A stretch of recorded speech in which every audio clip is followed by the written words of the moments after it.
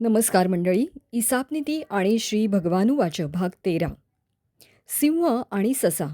एका जंगलात एक क्रूर सिंह राहायचा. तो रोज अनेक प्राण्यांची शिकार करायचा. त्यामुळं जंगलातल्या सगळ्या प्राण्यांनी एकत्र येऊन सिंहाला विनंती केली, आम्ही रोज एक प्राणी तुमच्याकडे जेवणासाठी पाठवू, पण तुम्ही जंगलातल्या इतर प्राण्यांना मारू नका. सिंह यावर राजी झाला. काही दिवसांनी एका लहान सशाची पाळी आली. ससा खूप हुशार होता.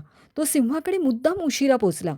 उपाशी असलेल्या सिंहाने त्याला रागाने विचारले, तू इतका उशिरा का आलास? सशाने नम्रपणे उत्तर दिलं, महाराज, वाटेत मला एक दुसरा सिंह भेटला आणि तो म्हणाला, मी या जंगलचा राजा आहे आणि तो मला खात होता.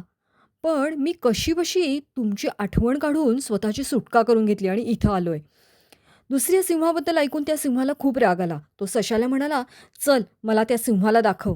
ससा सिंहाला एका खोल विहिरीच्या काठावर घेऊन गेला आणि म्हणाला, तो सिंह या विहिरीत आहे.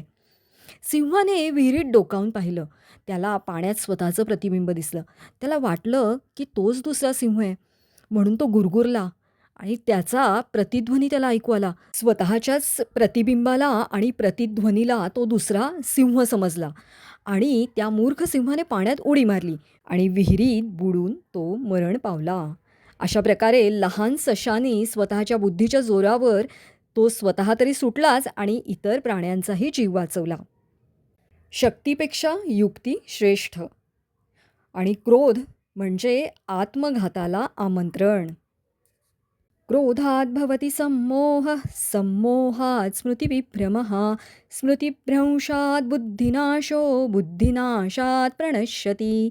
श्रीकृष्णार्पणमस्तु.